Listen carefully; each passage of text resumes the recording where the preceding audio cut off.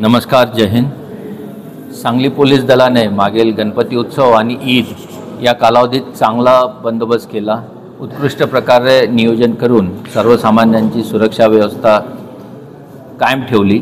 गणपती उत्सव आणि ईद हे दोन्ही उत्सव चांगल्या प्रकारे सलोख्याने पार पाडले, याबद्दल सांगली पोलीस दल त्यांचे SP यांचं अभिनंदन आहे। आता नवरात्र उत्सव सुरू झालेला आहे। नवरात्रानिमित्त सांगलीकर सगळे जिल्ह्यातील नागरिक आणि सांगली पोलीस दलास माझ्या हार्दिक शुभेच्छा आहेत। हा नवरात्र उत्सवसुद्धा सगळ्यांना शांतता, समाधान देव आणि एक ऊर्जा देव, त्यामुळे विधायक कार्य सगळ्यांच्या हातून घडतील अशी माझी आशा आहे।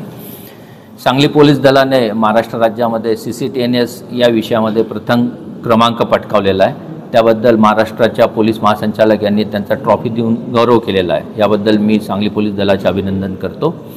त्यानंतर महाराष्ट्र राज्य पोलीस ड्युटी मीटमध्ये कोल्हापूर परिक्षेत्राच्या संघास एकूण 7 सुवर्ण पदक मिळवले आणि रनर्स ट्रॉफी मिळालेली आहे। त्याबद्दल मी 5 जिल्ह्यातील आमचे जे काही पोलीस चमू होती यामध्ये खेळणारे स्पर्धक होते त्यांचं या पदकांबद्दल हार्दिक अभिनंदन करतो। त्यांना यथोचित बक्षीस देऊन गौरव करण्यात येणार आहे।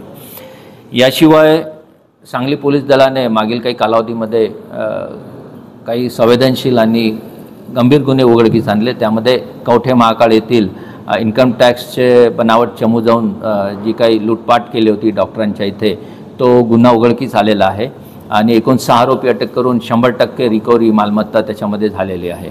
त्यानंतर एक दिल्ली येथे रॉबरी ज्वेलरी शॉपमध्ये झाली होती। त्या रॉबरीमधील आरोपी सांगली पोलीस दलाने सांगलीमध्ये अटक केली। दिल्ली पोलीसची चमू इथे आली होती सांगलीमध्ये, त्यांना मदत करून त्यातील आरोपी आणि मालमत्ता रिकव्हर झालेली आहे। त्याशिवाय केरळ पलक्कड येथून एक गुन्हेगारांची टोळी, आंतरराज्य गुन्हेगारांची टोळी सातारा जिल्ह्यात आली होती। त्यांनी तिथे मालमत्ता आणि कॅश लूटपाट केली होती। त्यांनासुद्धा ट्रॅप रचून सांगली पोलीस दलाने तासगाव भागामध्ये अटकाव केला होता आणि त्याच्यामध्ये गुन्हा उघडकीस आणण्यास आणि आरोपी अटक करण्यास मदत झाली होती।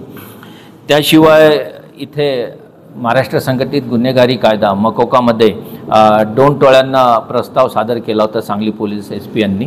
त्या दोन्ही टोळ्यांना आम्ही MCOCच्या तरतुदी लावून कलमाची वाढ करण्यात आलेली आहे आणि या ऑर्गनाइज क्राईम सिंडिकेटला या कठोर कारवाईसाठी अटकाव करून पुढचा तपास सोपवण्यात आलेला आहे। संबंधित SDPO ते तपास करत आहेत। अशा प्रकारे गुन्हेगारांचे निर्दालन करणे आणि त्यांच्या गुन्हेगारी प्रवृत्तीला आळा घालणे याचे सतत प्रयत्न कोल्हापूर परिक्षेत्रामध्ये चालू आहेत। या सगळ्या चांगल्या कामगिरीमध्ये ज्यांनी सहभाग घेतला ते सगळ्या अधिकारी अंमलदारांचा आज इथे बक्षीस आणि प्रशंसापत्र देऊन गौरव करण्यात आलेला आहे। माझी सांगली जिल्ह्यातील नागरिकांना विनंती आहे की त्यांनी आमच्या सगळ्या उपक्रमामध्ये सहभागी व्हावे आणि सांगली पोलीस दलात सहकार्य करावे। पुनश्च सर्वांना हार्दिक शुभेच्छा। धन्यवाद। जय हिंद।